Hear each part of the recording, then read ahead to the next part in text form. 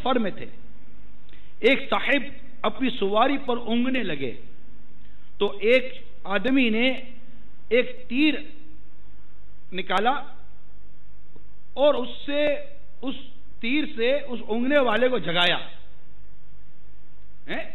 اس کو تیر سے. تو وہ جیسے اس نے جگایا وہ خوف زدہ ہو گئے. سامنے تیر نظر آیا ہوگا تو ڈر گئے کہ یہ کیا ہو گیا، خوف زدہ ہو گئے. اس پر رسول اکرم صلی اللہ تعالی علیہ وسلم نے ارشاد فرمایا کسی شخص کے لیے حلال نہیں کہ وہ کسی مسلمان کو خوف زدہ کرے. اب آپ بتائیے، ہاں بھائی اسلحہ کہاں گیا، کہاں گئے تعلقات، کہاں گئی بدماشی، کہاں اٹھا کر پھینکوا دیا، ایک مظلوم کو پکڑ کر گاڑی میں ڈال کر خوب مار پیٹ کر دی، کو ڈرا دھمکا کر موبائل لے کر بھاگ گئے، کو ڈرا دھمکا کر عورتوں کے زیور لوٹ کے بھاگ گئے. شرم نہیں آتی؟ عورتوں کے زیور لوٹتے ہو، عورتوں کی بالیاں نوچ لیتے ہو، ان کے زیور اتار لیتے ہو، شرم نہیں آتی؟ یہ ہمارے کام نہیں ہے، یہ ہمارے کام نہیں ہے. یہ ظلم ہے، کہیں پھنس نہ جائیں، ہم کہیں مر نہ جائیں. اور پھر مزاحمت کرنے پر آدمی کو قتل کر دیتے ہیں. آپ سوچو کتنی قتل و غارت گری بڑھ گئی ہے. آئے دن قتل قتل قتل قتل قتل قتل، جہاں دیکھو قتل قتل، خون خون خون خون. کیا ہو گیا ہے آج؟ یہ مانتا ہوں میں، اس کا اقرار ہے، جو کچھ بھی ہے سب اپنے ہی ہاتھوں کے ہیں کرتوت. شکوہ ہے زمانے کا نہ قسمت سے گلا ہے، دیکھے ہیں یہ دن اپنی ہی غفلت کی بدولت، سچ ہے کہ برے کام کا انجام برا ہے. ایسی علامات حدیث پاک میں ملتی ہیں کہ اگر قوم ان عوامل میں مبتلا ہوگی تو ان کے اندر خون ریزی عام ہو جائے گی. ٹھیک ہے، خون ریزی عام ہو جائے گی، لیکن میرا یہ ذہن ہونا چاہیے کہ اول تو میں ان عوامل میں مبتلا نہ ہوں، اور میرے ہاتھ سے کسی کا ناحق قتل کیسے ہو جائے؟ اس کا عذاب کون برداشت کر سکتا ہے؟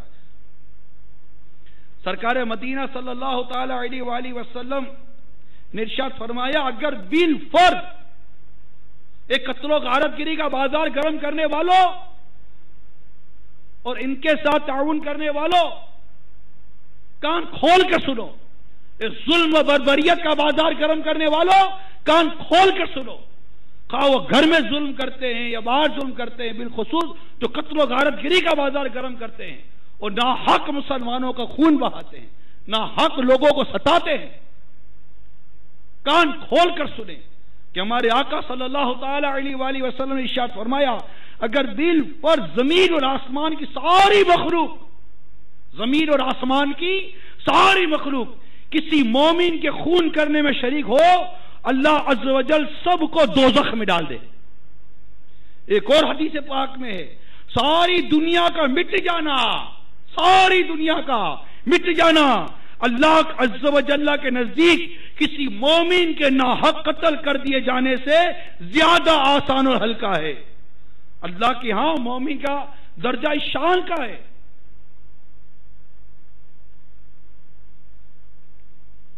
ایک کاش کہ یہ بیانات وہ سنیں، ایک کاش دعوت اسلامی کے اجتماعات میں وہ شرکت کریں، اور ہم انفرادی کوشش کر کر ایک ایک کو اجتماع میں لے کر آئیں، بیانات سنائیں. ایک کاش کہ یہ ساری باتیں سن کر ایک کاش کہ ان کے دل کو چوٹ لگے اور وہ باز آ جائیں، وہ مان جائیں، وہ رجوع لے آئیں، ظلم سے باز آ جائیں.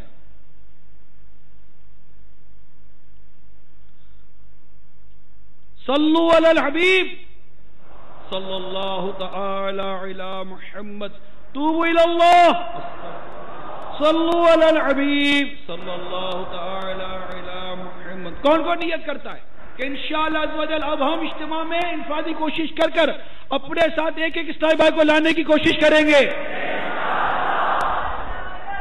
انشاءاللہ عز و جل. الحمدللہ دعوت اسلامی کے سنت و بھرے اجتماعات کی برکت ہے. کیسے کیسے جرائم پیشہ افراد توبہ کر کے راہ راست پر آ گئے. کبھی کوئی شرابی آتا ہے تو شراب کا بیان سنتا تو شراب سے توبہ کر لیتا ہے، کبھی بے نمازی آتا ہے تو نماز قضا کرنے کا عذاب سنتا ہے تو وہ نمازی بن جاتا ہے۔ کیا ہم نہیں جانتے دعوت اسلامی کے سنت و برے ان اجتماعات نے، صوبہ اجتماعات نے کیسوں کو کہا کہ کہاں پہنچا دیا؟ کیا اب بھی ہم سستی کریں گے؟ ہماری انفرادی کوشش سے، ہماری توجہ دینے سے اگر کوئی اجتماع میں آتا ہے، مدنی قافلوں میں سفر کرتا ہے اور وہ ظلم سے باز آ جاتا ہے، معاشرے پر کتنا بڑا آپ کا یہ احسان ہوگا۔ ظلم ہی ظلم ہے، جہاں جاؤ ظلم ہی ظلم ہے، جہاں جاؤ ظلم ہی ظلم ہے، اور کھا جاتے ہیں مال کھا جاتے ہیں، ہڑپ کر جاتے ہیں، اور ڈرتے بھی نہیں ہے کہ یہ ہوگا کیا ہمارا، اس کا حساب کیسے دیں گے۔ قربان جاؤں میں اپنے 11 والے آقا حضور غوث پاک رضی اللہ تعالیٰ عنہ کے والد ماجد پر۔ غلطی سے سیب کھا لیا، غلطی سے ایک سیب کھا لیا اور احساس ہوا کہ یہ سیب میرا تو تھا نہیں، مجھے تو اس کے مالک سے یہ سیب معاف کروانا پڑے گا۔ اور آپ ڈھونڈتے ڈھونڈتے سیب کے مالک کے پاس پہنچے، اس کے باغ میں دیکھا تو وہ اس دری کا سیب تھا، اور جب وہ بھی بزرگ تھے جن کا باغ تھا، انہوں نے دیکھا کہ یہ شخص صرف سیب معاف کروانے کے لیے آیا ہے، صرف سیب معاف کروانے کے لیے آیا ہے، تو وہ پہچان گئے، ولی کو پہچانتا ہے، اور برسوں تک انہوں نے یہ شرط رکھی کہ آپ کو میرے باغ کی خدمت کرنی پڑے گی تب سے معاف کروں گا، یہ شرط تھی۔ اور دوسری شرط پھر انہوں نے یہ رکھی بعد میں کہ میری ایک بیٹی ہے جو آنکھ سے اندھی، مطلب نہ دیکھ سکتی ہے، نہ بول سکتی ہے، نہ سن سکتی ہے، نہ دیکھ سکتی ہے، نہ پکڑ سکتی ہے، کہ ہاتھ بھی نہیں ہے، نہ چل سکتی ہے، پاؤں بھی نہیں ہے، اسے شادی کرنی پڑے گی ایک سے معاف کروانے کے لیے۔ کیوں؟ خوف خدا، خوف خدا کی وجہ سے، اللہ کا ڈر، قیامت کی پرشش، قبر کا معاملہ، یہ ساری چیزیں اللہ کے نیک بندوں کے پیش نظر ہوتی ہیں، بے باک نہیں ہوتے یہ لوگ۔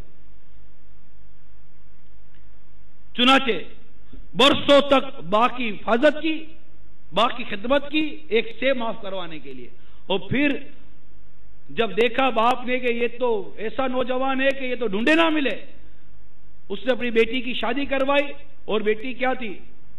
سبحان اللہ، حسن و جمال کی پیکر تھی، لیکن اندھی ان معنوں کرتی کہ کبھی اس نے اس چیز کو دیکھا نہیں تھا جو اللہ نے منع کیا، گونگی ان معنوں کرتی، کبھی وہ بولا نہیں جس کا بولنے سے رب نے منع کیا، کبھی وہ سنا نہیں جس کے سننے سے رب نے منع کیا، کبھی وہ پکڑا نہیں یا وہ ہاتھ سے کام کیا نہیں جس سے اللہ نے منع کیا، پاؤں سے اس جگہ گئی نہیں جہاں سے اللہ نے منع کیا تھا۔ اس طرح یہ اوصاف تھے اس کے اندر، اور ایسی عورت اور ایسا مرد، ان دونوں کی شادی، ایسے اللہ کے ولی اور ایسی اللہ کی ولیہ، ان دونوں کا عقد ہوا، ان دونوں کی شادی ہوئی، اور ولادت کس کی ہوئی؟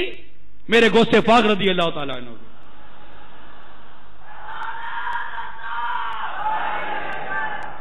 تو یہ دیکھیے میرے غوث پاک رضی اللہ تعالیٰ عنہ کے والد ماجد کا معاملہ، کہ پھر ایسی اولاد پیدا ہوئی جو یکم رمضان کو پیدا ہوئی، اور یکم رمضان کو پیدا ہوئی، جس دن پیدا ہوئی اسی دن روزہ رکھ لیا میرے غوث پاک رضی اللہ تعالیٰ عنہ نے۔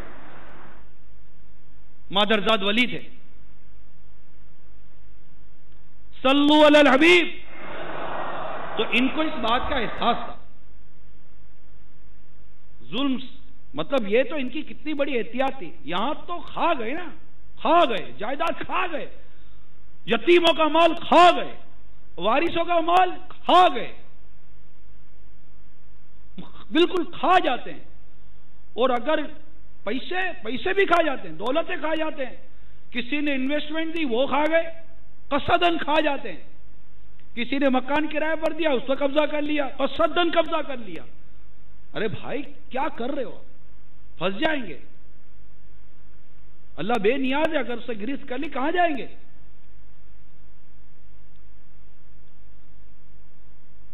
تنبیہ المقترین میں حضرت علامہ عبد الوہاب شعرانی قدس سیرہ نورانی نقل کرتے ہیں، مشہور تابعی بزرگ حضرت سیدنا وہاب بن منبہ رضی اللہ تعالی عنہ فرماتے ہیں، ایک اسرائیلی شخص نے اپنے پچھلے تمام گناہوں سے توبہ کی، 70 سال تک لگاتار اس طرح عبادت کرتا رہا کہ دین کو روزہ رکھتا اور رات کو جا کر عبادت کرتا، نہ کوئی عمدہ غذا کھاتا، نہ کسی سائے کے نیچے آرام